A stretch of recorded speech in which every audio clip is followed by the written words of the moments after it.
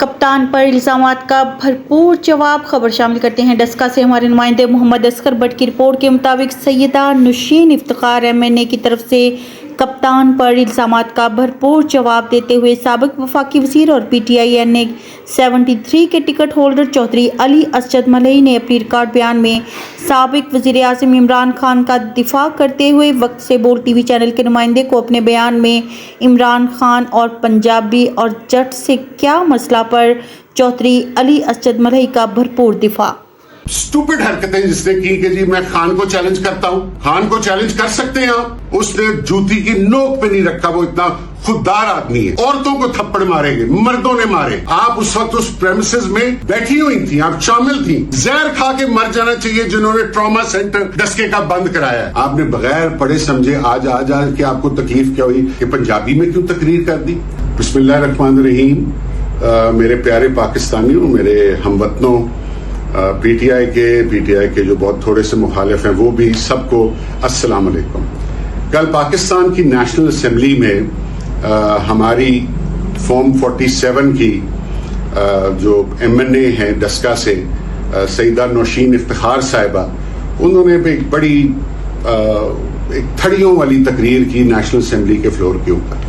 It was a third rate speech جس کے اندر انہوں نے عمران خان کو بار بار چور بھی کہا اور اس کو چیلنج بھی کرتی رہی اور لوگوں کی مثالیں دے دے کے بھی چیلنج کرتی رہی، اور اس کے بعد پہلے تو سارا حصہ جو تقریر کا تھا اس میں سمجھ یہ نہیں آ رہی تھی کہ وہ بیلنس کیسے رکھنا چاہ رہی تھی، نواز شریف کو زیادہ خوش کر دی تھی یا شہباز شریف کو بیلنس کرنا تھا، پھر مریم نواز، مگر حمزہ صاحب کو وہ خوش کرنا بھول ہی گئیں۔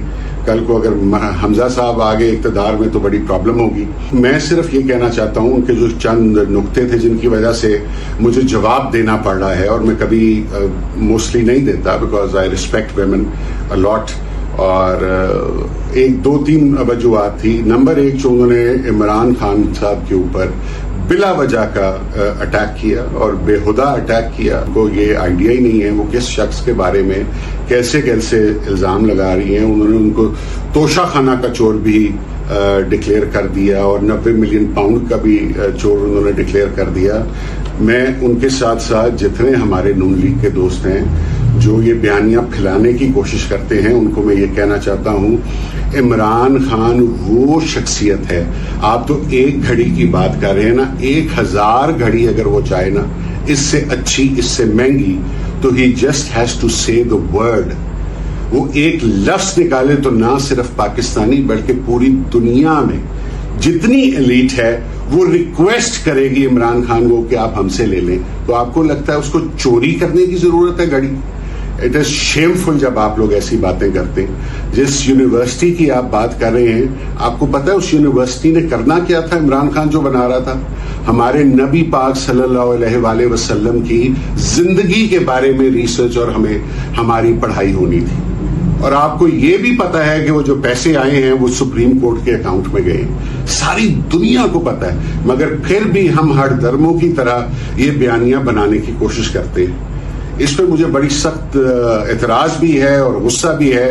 اور اس کے بعد انہوں نے پنجابی کے اوپر ان کو بڑی تکلیف ہوئی کہ کل ایک PTI کے ہمارے نوجوان MNA نے پنجابی میں تقریر کر دی۔ بھائی اس میں کون سی بری بات ہے؟ آپ کو ڈیکرم کی آپ بات کر رہی ہیں، آپ اپنی تقریر دوبارہ سنیں۔ آپ کو لگتا ہے جو آپ نے تقریر کی ہے وہ کسی نیشنل اسمبلی کے ممبر کو کرنی چاہیے؟ This was a budget session, ایک بجٹ کی بک ملتی ہے آپ لوگوں کو، میں بھی MNA رہا ہوں، اس میں اتنی موٹی بک ہوتی ہے، اس میں آپ کو پڑھنا پڑتا ہے، سمجھنا پڑتا ہے، محنت کرنی پڑتی ہے، پھر انسان مائک پہ آتا ہے کہ ہمارا مذاق نہ بنے۔ آپ نے بغیر پڑھے سمجھے آج کے آپ کو تکلیف کیا ہوئی کہ پنجابی میں کیوں تقریر کر دی؟ میں انشاءاللہ پنجابی میں تقریر کروں گا، میں پنجابی ہوں، میں جٹ ہوں۔ آپ کو جٹ کے اوپر بھی بڑی تکلیف ہوئی کہ جی مولا جٹ کا آپ نے یہاں پہ شو لگا لیا تھا۔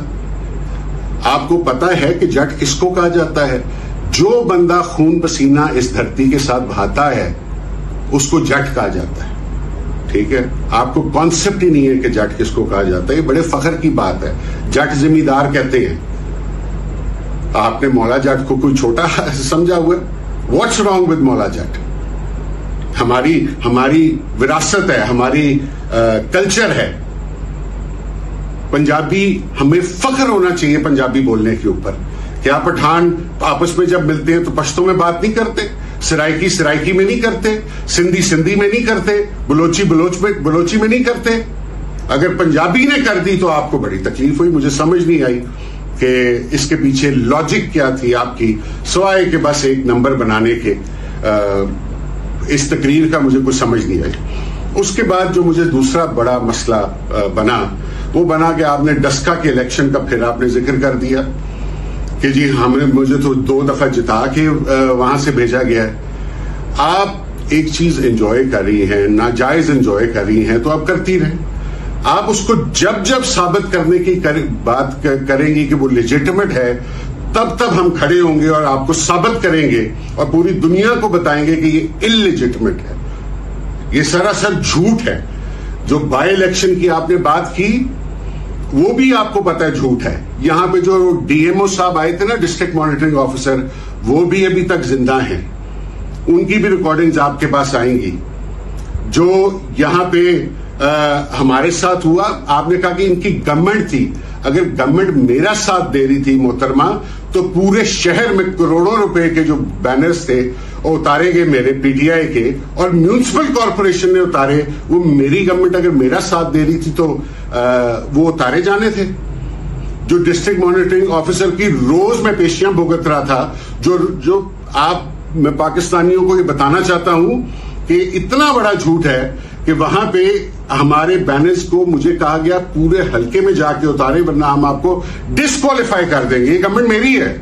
اور اس پہ کہہ کیا رہے ہیں وہ کہ جی جو آپ کے بینرز ہیں اس کے اوپر پرنٹرز کا نام نہیں لکھا ہوا. میں نے 5 الیکشن لڑے ہیں, آج تک پورے پاکستان میں مجھے بتا دیں کہ کہیں پرنٹرز کا نام لکھا جاتا ہو, وغیرہ وغیرہ. یہ بڑی لمبی ڈیبیٹ ہے, اس کے اوپر میں بہت دفعہ بات کر چکا ہوں. جو گورنمنٹ میری تھی, جو ڈی پی او صاحب نے تقریر کی وہ آپ کے سامنے ہے نا, جو پولیس کو انہوں نے تقریر کی اس کی بھی ریکارڈنگ موجود ہے. اور جن اداروں کے سربراہان کو آپ مل رہی تھی اپوزیشن میں ہو کے, وہ تو بعد میں پتہ لگا. بلکہ میں پورے پاکستان کو یہ بتانا چاہتا ہوں کہ اس بائی الیکشن کے بعد جب میں خان صاحب کو ملا اور وہ پرائم منسٹر تھے, تو ابھی میں کمرے میں انٹر ہوا پرائم منسٹر ہاؤس میں, تو انہوں نے مجھے دیکھتے ساتھ کہا کہ علی تمہارے تو ہاتھ پیر باندھ کے انہوں نے تمہیں الیکشن ہرایا. ٹھیک ہے نا, تو اس سے زیادہ ابھی باتیں اس کے اوپر رہنے دیں. اور بڑے کنوینئنٹلی آپ یہ 2024 والا الیکشن جو ہے اس کو بھول جاتی ہیں. آپ کو نہیں پتا آپ نے کیا کیا؟ کیا مجھے دوبارہ بتانے کی ضرورت ہے؟ پوری دنیا کو پتا ہے, پوری دنیا کو پتا ہے. یہاں ہزاروں سینکڑوں لوگوں نے دیکھا آپ نے کیا کیا. آر او ریٹرننگ آفیسر کی گاڑی میں, اسسٹنٹ کمشنر کی گاڑی میں آپ ساری رات وہاں پہ لیٹی رہی. کسی کے پاس وائی فائی اویلیبل نہیں تھا, آپ کو وائی فائی دیا گیا. آپ نے جہاں جہاں کالیں کی لوگوں کے سامنے کی. جیسے چلے چھوڑے اس بات کو, ساری دنیا کو پتا ہے کہ کیا ہوا. آپ نے اپنی تقریر میں بسپ کی بھی بات کر دی. آپ نے خواتین کے بارے میں بڑی بات کی. اگر آپ خواتین کے بارے میں اتنا ہی درد رکھتی ہیں یا ان کے عزت کا آپ کو اتنا ہی خیال ہے, تو آپ کے سامنے آپ کی موجودگی میں اس دن جب گن پوائنٹ پہ باقی سب کو باہر نکال دیا گیا تھا اور صرف آپ اور آپ کے ایک نون لیگ کے ایم پی اندر موجود تھے, کیا پریزائڈنگ آفیسر جو خاتون تھی ان کو تھپڑ نہیں مارے گئے تھے کہ سائن کرو جعلی فارم 45 کے اوپر, فارم 47 کے اوپر؟ عورتوں کو تھپڑ مارے گئے, مردوں نے مارے, پریزائڈنگ آفیسرز کو مارے, اور آپ عورتوں کے حق کی بات کر رہی ہیں. اس سے بڑی منافقت کیا ہو سکتی ہے؟ آپ اس وقت اس پریمیسز میں بیٹھی ہوئی تھیں, آپ شامل تھیں, اس سب دھاندلی میں آپ شامل تھیں. آپ نے پچھلے دنوں ایک ویمنز کالج میں گئی, گرلز کالج میں گئی, اور وہ گرلز کالج بھی بائی دا وے میں نے بنایا ہوا ہے. اس کو بی اے کی ڈگری تک بھی میں جب ایم این اے تھا میں نے کرایا تھا. اس کے ہاسٹلز بھی میں نے بنائے تھے. وہاں پہ آپ نے جا کے کہا میں نے تو آج تک کوئی پرچوں کی سیاست نہیں کی. اب تک کے لیے اتنا ہی. مزید خبروں اور اپڈیٹس کے لیے دیکھتے رہیں وقت سے بول.